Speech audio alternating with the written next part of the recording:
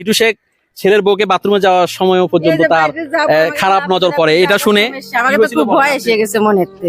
হিটু শেখের এই ঘটনার পর থেকে বাথরুমে যেতেও যেন ভয় করে আমাদের।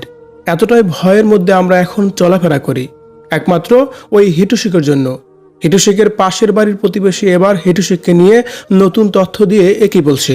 ভিউয়ার্স, এই বিষয়ে জানতে সম্পূর্ণ ভিডিওটি দেখে সঙ্গে থাকুন। এরকম প্রতিবেশী তো আপনাদের জন্য ভয়ঙ্কর, কি বলেন? হ্যাঁ, ভয়ঙ্কর। যে এরকম মাগুরায় আসিয়ার ঘটনা নিয়ে যেন আতঙ্কের সৃষ্টি হয়েছে পুরো বাংলাদেশ জুড়ে। শিশু থেকে বৃদ্ধও কেউই বাইরে বের হওয়ার জন্য রাতের বেলায় সাহস পাচ্ছে না। তার কারণ, যেখানে কিনা একটা ছোট্ট বাচ্চাও ছাড় পাচ্ছে না, সেখানে তো বড় মানুষ দূরের কথা।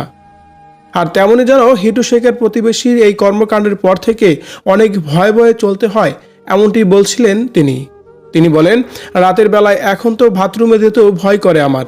লাইট নিয়ে বের হলেও তারপরও মনের ভিতর আলাদা একটা ভয় থেকেই যায়। মনে হয় এই বুঝি কেউ এলো আমাকে আবার পিছন থেকে জড়িয়ে ধরলো। ভয় ভয় লাগে, মানে পিছনে দাঁড়াইছে, সামনে দাঁড়াইছে, ভয় ভয় লাগে। বিভিন্ন ভয়ভীতি কাজ করে তখন মনের ভিতরে। এতটাই মনের ভিতর থেকে অনিরাপদ ফিল করছি আমরা। তাই আমাদের এখন একটাই চাওয়া, হিটু শেখের যেন দৃষ্টান্তমূলক শাস্তি দেওয়া হয়। যে শাস্তি দেখে পুরো বাংলাদেশে এরকম কোনো ঘটনা যেন দ্বিতীয়বার কেউ ঘটানোর সাহস না পায়।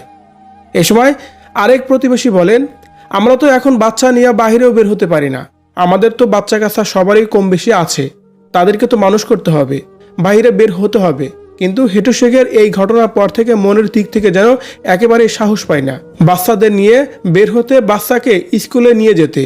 আমাদেরও তো বাচ্চা আছে, আমরা এই যে স্কুলে এখানে পাঠাবো, আমাদের বাচ্চারা কি করবে মনে ভয়। আর প্রত্যেকটা মেয়ে এবং কি মহিলা এভাবেই যেন নিজেদের ভিতরে অনিরাপদ ফিল করছে এখন তাদের বাচ্চা কাছে এবং কি তাদের নিজেদের নিয়েও।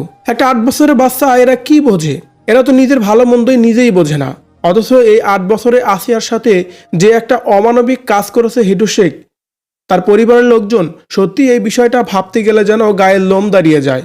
তাই তো হিটু শেখের দৃষ্টান্তমূলক শাস্তি চায় সবাই। সো ভিউয়ার্স, হিটু শেখের শাস্তির বিষয় নিয়ে যদি আপনার কোনো মতামত থেকে থাকে, কমেন্ট করে জানিয়ে দিন কমেন্ট বক্সে।